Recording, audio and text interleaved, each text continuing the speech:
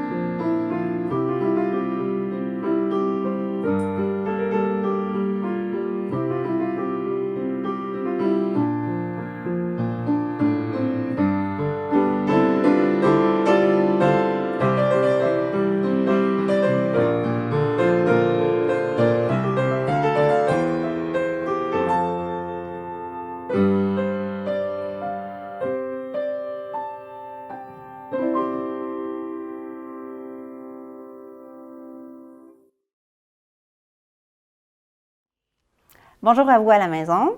Bonjour Maurice. Salut. Ça va bien? Parfaitement. Alors pour cette 9e émission, vous entendrez parler de la Caisse Desjardins des Basques. Dans la première partie, M. Roberto Dionne, qui est directeur général, mettra en lumière le rôle d'acteur socio-économique que la Caisse Desjardins joue dans notre communauté. Et dans la deuxième partie, Mario Bérubé m'a expliqué ses motivations à être administrateur pour cette institution financière. Pour la troisième partie de l'émission, M. François Allard, président du conseil d'administration du domaine des Trois-Pistoles, vous présentera un projet dans lequel la Caisse Desjardins a justement joué un rôle crucial pour le succès de celui-ci. Maurice, d'ailleurs, tu as eu le plaisir de rencontrer ces trois personnes qu'on va voir en entrevue. Oui, ce fut très intéressant de rencontrer ces trois personnes qui sont impliquées dans le développement de notre région, oui. Et est-ce que tu peux nous les présenter? Bien sûr. En commençant par M. Dionne? Bien sûr. D'accord. M. Roberto Dionne est directeur général de la Caisse Desjardins des Basques. Durant notre entrevue, il m'a présenté différents aspects moins connus de cette coopérative financière.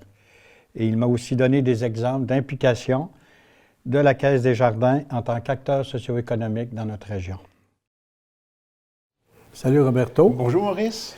D'entrée de jeu, Roberto, on attribue souvent à la Caisse Desjardins l'image d'un banquier. Est-ce que, quand on fait ça, est-ce qu'on n'oublie pas le rôle de développement de la Caisse populaire dans le milieu? Bien, écoute, effectivement, premièrement, c'est sûr qu'on a un rôle de banquier. Et c'est ce que souvent les gens voient, le rôle de collecter de l'épargne, de faire du crédit. Excuse l'anglicisme, mais c'est notre core business. Mais on a quand même un autre rôle qui nous vient vraiment de notre côté coopérateur. Il faut comprendre qu'on est une coopérative qui appartient à ses membres, qui est là pour ses membres, pour le bien-être de ses membres. C'est si je pourrais le dire ainsi, c'est qu'on crée de la richesse par nos opérations bancaires, mais on redistribue de la richesse par notre côté coopératif. Entre autres, par l'implication qu'on a dans le milieu, c'est financier, mais à d'autres niveaux également. Écoute, pour continuer sur la même ligne, il y a souvent des préjugés vis-à-vis des institutions financières. Ces préjugés-là, comment vous les vivez? Ben oui, il y a des préjugés dans la société en général, mais on en a effectivement comme institution financière. Écoute, Maurice, le plus grand préjugé qu'on entend, c'est probablement « Ah, vous autres, Desjardins, vous êtes comme une banque ». Ça, on l'entend souvent, mais je peux me permettre, on est quand même complètement différent d'une banque. Si ce n'est tout d'abord dans la gouvernance, ça, il ne faut pas oublier ce bout-là, c'est qu'on a un conseil d'administration qui est formé de 15 administrateurs. Ce sont des gens qui sont élus démocratiquement en Assemblée générale annuelle. Ce sont des gens de la population qui sont sur le conseil d'administration, qui vont voter le partage des excédents lors de l'Assemblée générale annuelle. Et les administrateurs sont là pour vraiment administrer notre organisation. Donc, on a une gouvernance qui est vraiment locale. Les gens ont souvent tendance à penser que Desjardins, c'est géré à Montréal ou à Lévis, mais c'est pas le cas. On a vraiment une gouvernance locale. Une zone d'autonomie dans les décisions. Ouais. Écoute, c'est sûr qu'on est dans un type d'organisation qui a un certain encadrement, mais c'est le rôle quand même du conseil d'administration de faire atterrir ça localement, comment nos grandes orientations qui nous viennent du mouvement ou qui viennent des organismes réglementaires, comment on les fait atterrir là, dans notre société, dans notre petit coin de pays. OK, d'accord. On est différent là-dessus, la gouvernance. Le partage des excédents aussi, notre coopérative fait des profits. De la façon dont on les distribue, c'est près d'1 million de dollars qu'on redonne annuellement en ristourne individuelle. Dans le milieu ici? Dans le milieu. En fait, individuel à nos coopérateurs, dans le fond. Puis on en redonne aussi à peu près 200 000 bonhommes à l'an en dons et en commandites, en implication dans le fonds financier. Écoute, l'émission qu'on a ici aujourd'hui, Maurice, je sais qu'on a participé, là, si je me souviens bien, à la hauteur de 5 000 si tu me permets, je t'en nomme quelques-uns tout à l'heure. Je sais que vous allez avoir M. Allard comme invité du domaine des Trois-Pistoles. C'est 150 000 mais on avait donné un 150 000 dans le passé. Ça fait que c'est 300 000 qu'on a donné là. Il y a quelques années, le centre de ski avec la remontée mécanique. Récemment, on a donné aussi, on a eu une entente avec le centre de conditionnement physique, une trentaine de mille dollars dans le cadre de leur réajustement. Là. En fait, ils se repositionnent géographiquement. Là. Alors, c'est quand même une différence avec une banque. Je te dirais, après ça, on a un mandat d'éducation financière aussi. Et ça remonte à il y a 120 ans. Quand Alphonse Desjardins a créé la première caisse populaire à l'époque, il disait qu'il faut aussi instruire financièrement les gens. Puis ça, on le vit encore. On a encore les caisses scolaires. On a différents programmes, là, programme Mes finances, mes choix. Ça, c'est particulièrement pour les jeunes du secondaire. On a d'autres, en fait, des formations pour les personnes aînées, en fait, sur la maltraitance financière des personnes aînées. Oui, c'est un problème de ce temps-ci, là, on en entend parler. Tout à fait, puis avec les fraudes, hein, tu fais allusion à ça. Ça, c'est présent, ça, dans notre coopérative depuis la création. Ça que ça, on est différent là aussi. Puis je te dirais peut-être un autre point aussi qui vient nous différencier d'une banque, c'est l'accès à des capitaux. On a des programmes, on est entre autres avec l'ACEF du Grand Portage, ça s'appelle le Fonds d'entraide des jardins. Ça, ce sont des gens qui ne cadrent pas dans des financements traditionnels. Ils peuvent, avec l'ACEF, recevoir vraiment des montants de dépannage, des petites sommes. Des fois, c'est un prêt de 500 $ pour financer un frigidaire qui vient de sauter en plein été. C'est sûr que si quelqu'un se présente pour un prêt de 500 $ dans une institution financière, ça ne se fait plus. Alors, on soutient des organismes comme ça. Ça nous permet de rendre des capitaux présents chez... c'est plus souple, plus flexible. Tout à fait. Puis je me permets de faire le parallèle aussi avec les petites entreprises. On a différents programmes, des micro-entreprises qui veulent se démarrer, qui n'ont pas accès à des capitaux. Bien, il y a aussi des programmes, là, en fait, Microcrédit Desjardins, Créer Avenir, en tout cas, sans embarquer dans les détails. Et ça, je pense que ça fait quand même partie de nos distinctions. Et ce qui fait que finalement, on est différent d'une banque. Donc, les préjugés ne sont pas toujours réels. Non. C'est normal, je pense, d'en avoir, mais moi, je te remercie de la tribune que tu nous donnes aujourd'hui, justement pour venir les combattre. D'accord. Quand on parle de l'implication dans le milieu, il y a un fonds d'aide au développement du milieu. Oui. Et qu'est-ce que c'est, ce fonds d'aide? Comment il est géré? Qu'est-ce qu'on peut demander dans ce fonds d'aide-là? Bien, le fonds d'aide, dans le fond, c'est notre outil. Je parlais tout à l'heure d'implication dans le milieu. Bien, l'outil, c'est le fonds d'aide. Ça, écoute, on a 600 000 $ environ dans ce fonds-là. À chaque année, tu comprends qu'on va chercher de l'argent dedans, à peu près 200 000 qui est nos implications dans le milieu. Mais à chaque année, on réalimente du même montant pour garder notre 600 000 $ environ. On réalimente le fonds d'aide. Ce fonds d'aide-là, il est administré par des administrateurs du conseil d'administration, donc des gens locaux. C'est un conseil d'administration différent du En fait, c'est des membres du conseil d'administration. On a formé un comité qui s'appelle le comité de coopération, dons et commandites. Alors, c'est 5 administrateurs du conseil d'administration qui sont sur ce comité-là. Leur rôle, c'est de recevoir les demandes, de les analyser, on a beaucoup cette préoccupation-là d'être très équitable, géographiquement, parce qu'on est un peu partout sur le territoire. C'est qu'on veut s'assurer que chacune des municipalités sont desservies. Dans les secteurs d'activité aussi. Tout à fait. Les tranches d'âge également, oui, les plus jeunes, oui, les personnes âgées, puis les gens de milieu de vie active aussi. C'est un peu ça, c'est vraiment, ce qu'il faut retenir, c'est l'outil qui nous permet de faire notre implication. D'accord. Donc, les gens peuvent poser leur candidature. Oui, tout à fait. On a ici une conseillère en communication, Edith April, qui reçoit les demandes, je pense que tu connais Edith. Oui, on a eu l'occasion de travailler avec cette personne-là. Ouais. Dans quelques dossiers. Alors, Edith est, disons, le point de chute. Et les demandes sont amenées à ce moment-là. On a des documents à remplir. Les demandes sont emmenées au fameux comité. Et il y a une décision qui est prise. Voilà. D'accord. Merci. Et quand on parle du conseil d'administration, tu as commencé à en parler un peu. C'est exactement le rôle qu'il a dans la pratique du... Oui. Bien, c'est ça, je l'ai un peu abordé, mais il y a 15 membres du conseil d'administration, je le disais tout à l'heure, qui sont élus par nos membres en Assemblée générale annuelle. Okay. Donc, c'est vraiment démocratique. Je l'ai abordé aussi tout à l'heure, puis je me permets d'insister. C'est sûr que tu comprendras qu'au Canada, ce qu'on ne veut pas, c'est que les épargnants perdent leurs sous. Ça fait qu'on est dans un environnement assez régulé. L'Autorité des marchés financiers, la loi c'est coopérative. Il y a beaucoup de régulateurs, et puis on a une fédération aussi qui est quand même porteur de certaines normes.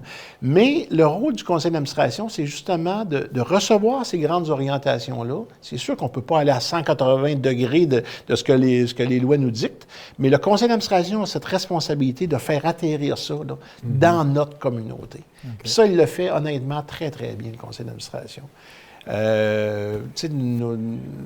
Avoir des orientations qui sont locales. Donc, il y a un réel pouvoir là.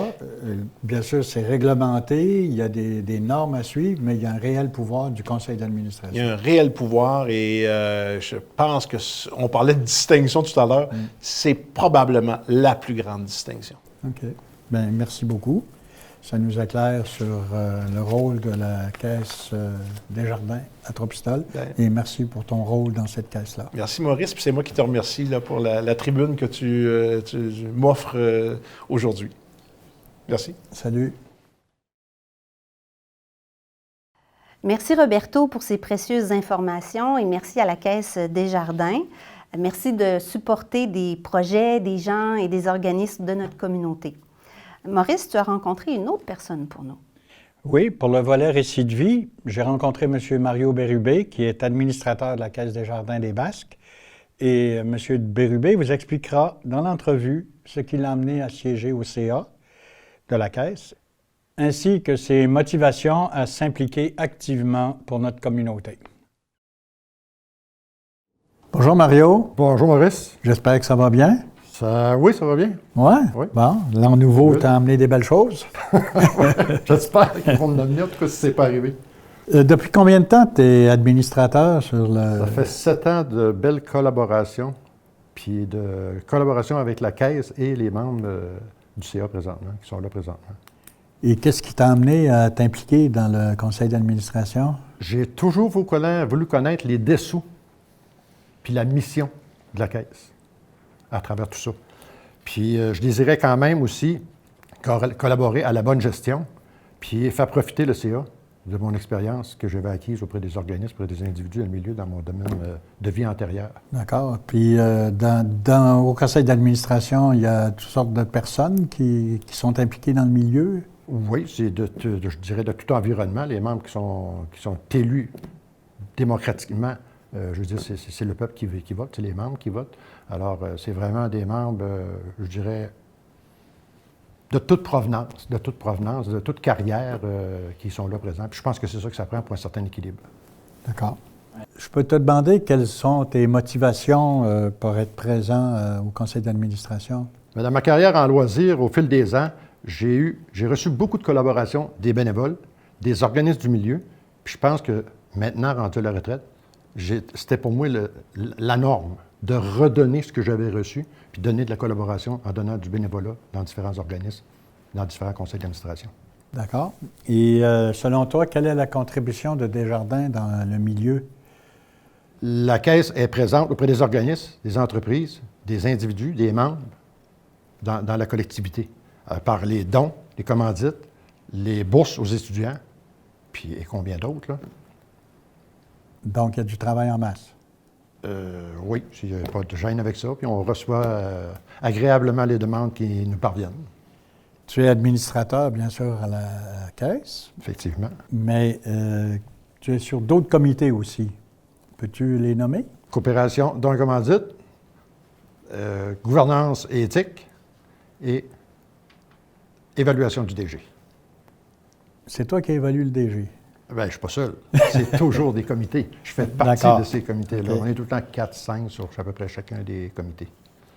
En plus du conseil d'administration, tu sièges aussi sur différents sous-comités. Comment ces sous-comités-là, ça s'organise? Quels sont les rôles? Peux-tu nous donner des exemples? Bon, le conseil d'administration, dans le conseil d'administration, il y a 5 sous-comités. De ces 5 comités-là, j'en fais pas nécessairement partie. Je fais partie de 3, comme j'ai nommé tantôt, coopération de dons et commandites, qui, lui, a à gérer l'analyse de tous les dons et commandites, même le FADM que Roberto parlait tantôt, ça fait partie d'eux, là, l'analyse de tout ça, là. De toutes les demandes qui peuvent provenir de grosses ou de petits demandeurs, exemple de hockey mineur ou autre, baseball mineur, on fait l'analyse et on rapporte nos décisions au conseil d'administration qui prend la décision finale. D'accord. Quand Roberto disait que les décisions se prenaient quand même dans le milieu, pour notre milieu, mais c'est notre grand milieu, une nouvelle organisation de caisse maintenant.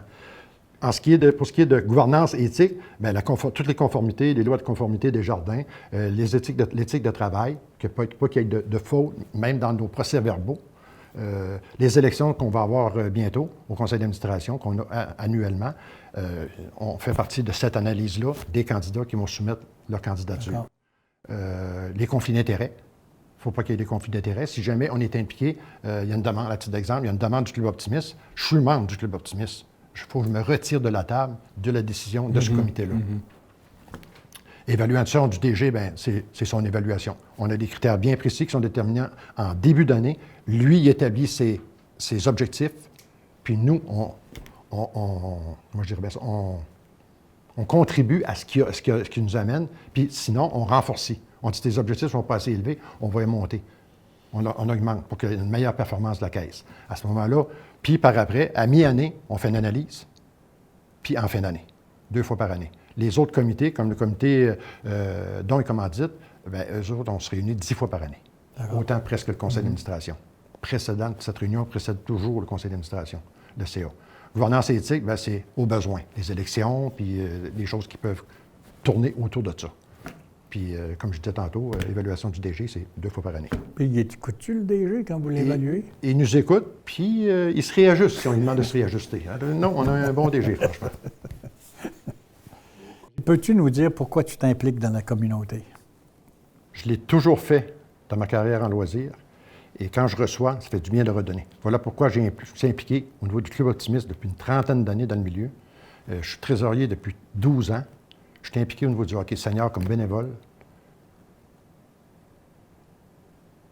C'est déjà pas mal. C'est déjà pas mal. Et je suis président, je suis même, de dernière minute, je suis président du conseil d'administration du Centre de conditionnement physique. Ah, bien, félicitations. Tout récemment. Félicitations et merci pour toutes ces contributions-là je pense au milieu. que c'est pour ça que je disais que j'ai reçu et maintenant, j'aime ça redonner parce que les bénévoles, c'est une denrée rare dans tous les organismes du milieu.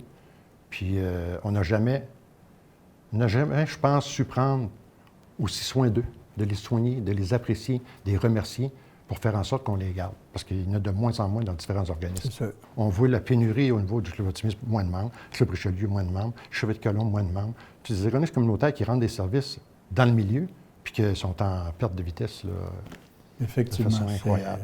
Puis tu dois le sentir toi-même à travers les groupes dans lesquels tu travailles. Voilà. Merci beaucoup, Mario. Ça m'a fait plaisir de parler de Desjardins. Et de toi aussi. Effectivement, oui. Par le fait même. Merci Mario pour ton dévouement envers notre communauté et bonne continuité dans tes divers projets. Voici maintenant le moment de vous présenter M. François Allard, qui est président du conseil d'administration du domaine des Trois-Pistoles. M. Allard vous parlera du projet d'agrandissement du domaine des Trois-Pistoles et de la précieuse collaboration de la Caisse Desjardins dans toutes les phases du projet. Bonjour François, vous allez bien? Très bien, merci. Alors, vous êtes président du domaine des Trois-Pistoles. Exact. Et vous êtes impliqué dans un projet d'agrandissement. Je pense que c'est la troisième phase de l'agrandissement de ce projet-là. Oui, c'est la troisième phase. La première phase a été construite il y a 10 ans. À ce moment-là, le Desjardins était très présent.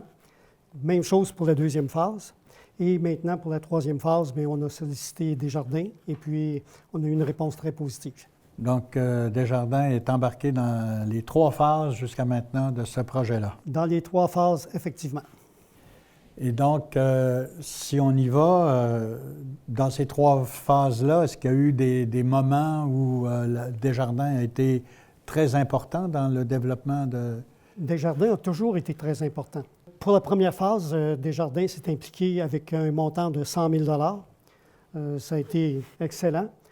Pour la deuxième phase, 50 000 et maintenant, pour la troisième phase, on s'est fait promettre 150 000 ce qui fait que c'est excellent. C'est une très bonne implication de Desjardins. Donc, si je calcule bien, c'est 300 000 sur 3 phases. 3 phases, effectivement, parce que la première phase, il y a 10 ans, 5 ans pour l'autre, et maintenant, pour celle-ci qui s'en vient, normalement, elle devrait ouvrir en 2024 ou à peu près. Ça va bien, le projet? Ça se développe bien? Le projet va bien. C'est certain qu'il y a toujours des procédures administratives, si on peut dire, là. Toujours de vérifier pour voir si tout est conforme, mais pour l'instant, tout va bien. Puis on espère que d'ici 1 an ou 2, ça va être rempli. Quand on parle de l'implication, le gros montant que Desjardins investit dans le... J'imagine que c'est un apport essentiel à ce projet-là? Oui, c'est essentiel parce qu'on est obligé d'aller chercher des montants dans le milieu. Donc, Desjardins, par l'intermédiaire de la Caisse, fait en sorte qu'on a une bonne implication du milieu. Puis, dans le fond, c'est les gens du coin ici. C'est des gens des Basques qui fournissent d'une certaine façon. Donc, pour nous, c'est important parce que ça reste au niveau du domaine ici, dans le milieu.